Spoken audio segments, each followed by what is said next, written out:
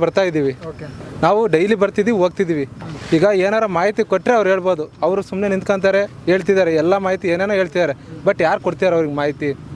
ನಾವು ಇಲ್ಲೇ ಇದೀವಿ, ಕಮಿಷನರ್ ಸಾಹೇಬರು ಕೊಟ್ಟಿಲ್ಲ, ಎಸ್ ಕೊಟ್ಟಿಲ್ಲ, ಹಾಗಾದ್ರೆ ಸುಮ್ಮನೆ ಹೇಳ್ತಾರೆ ಅಂದ್ರೆ ಅಭಿಮಾನಿಗಳು ಅಸೋಸಿಯೇಷನ್ ಕಡೆಯಿಂದ ಏನಾದರೂ ಅಲ್ಲಿಗೆ ಏನಾದರೂ ನ್ಯೂಸ್ ಅವ್ರಿಗೆಲ್ಲ ಬಂದು ಮಾತಾಡೋದು ಆ ಥರದ್ದು ಏನಾದರೂ ಆಗಿದೆ?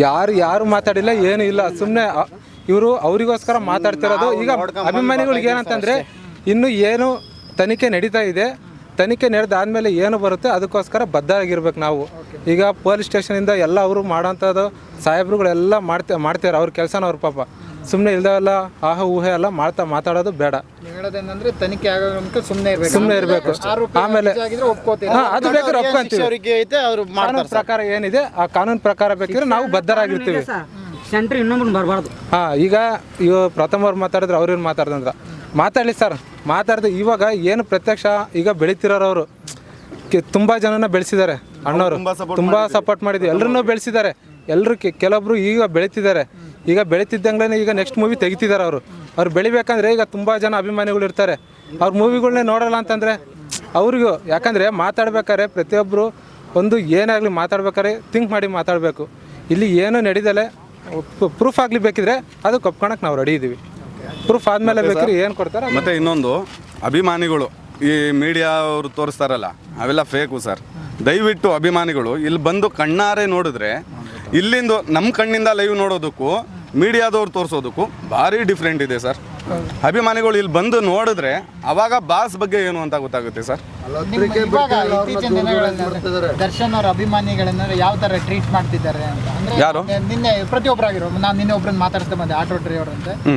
ನಾನು ಆಟೋ ಡ್ರೈವರೇ ಸರ್. ಅವರು ಆಟೋದಲ್ಲಿ ಏನೋ ಡಿ ಬಾಸ್ ಅಂತ ಒಂದು ಹೆಸರನ್ನು ಬರ್ದಿದ್ರಂತೆ, ಅದಕ್ಕೋಸ್ಕರ ಅವ್ರು ಒಂದ್ ಸ್ವಲ್ಪ ಗುರಾಯಿಸ್ಬೇಡ ಗುರು, ನನ್ನನ್ನೆಲ್ಲರೂ ಮೌರಿ ಕಾಣಿಸ್ಬಿಟ್ಟಿಯಾ ಸ್ಕೂಟಿ ಆ ಥರದ್ದೆಲ್ಲ ಹೇಳಿದ್ರಂತೆ. ಅವೆಲ್ಲ ಸುಳ್ಳು ಬಿಡಿ ಸರ್. ರೌಡಿಗಳ ತರ ಟ್ರೀಟ್ ಮಾಡ್ತಾರೆ ಅಂತ ಹೇಳಿದ್ರು. ಹಂಗಂದ್ರೆ ನಾವು ರೌಡಿಗಳ ಸರ್? ಹಂಗಂದ್ರೆ ಹೆಲ್ಪ್ ಮಾಡಿದಾಗ ನಾವು ರೌಡಿಗಳಲ್ವಾ? 70 ಟನ್ ಡಿ ಬಾಸ್ ಫ್ಯಾನ್ಸ್ ಕೊಲೆಗಾರರು ಇಷ್ಟೇ ಆಗಿರೋದು. ಅಲ್ಲ 70 ಟನ್ ಆಹಾರ ಕೊಟ್ಟಾಗ ನಾವು ರೌಡಿಗಳಾಗಿರ್ಲಿಲ್ವಾ? ಪ್ರತಿಯೊಬ್ಬರಿಗೂ ಒಂದು ಲಿವರ್ ಡ್ಯಾಮೇಜ್ ಆಗಿರೋರಿಗೆ, ಕಿಡ್ನಿ ಫೇಲ್ ಆಗಿರೋರಿಗೆ, ಅವ್ರಿಗೆಲ್ಲ ಹೆಲ್ಪ್ ಮಾಡಿದಾಗ ನಾವು ರೌಡಿಗಳಲ್ಲ. ಇವಾಗ ರೌಡಿಗಳ ಥರ ಕಾಣಿಸ್ತಿದ್ದೀವ ನಾವು?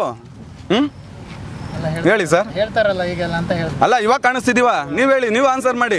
ಅವ್ರು ಹೇಳಿರೋದು ನನಗೆ. ಅಲ್ಲ ನೀವು ಕೇಳಿದ್ರ ಕ್ವಶನ್, ನಾನು ಆನ್ಸರ್ ಮಾಡಿದ್ದೀನಿ, ನೀವು ಆನ್ಸರ್ ಮಾಡಿ. ನನಗೆ ಆನ್ಸರ್ ಅವ್ರು ಹೇಳ್ತಿದ್ದಾರೆ, ಅದಕ್ಕೆ ನೀವೇನು ಹೇಳ್ತೀರಿ ಸರ್? ಹೇಳೋರು ನಾಯಿ, ಅವಾಗಲೇ ಹೇಳಿದ್ನಲ್ಲ ನಾನು, ನಾಯಿ ಬೊಗಳಿದ್ರೆ ದೇವಲೋಕ ಯಾವತ್ತೂ ಹಾಳಾಗಲ್ಲ.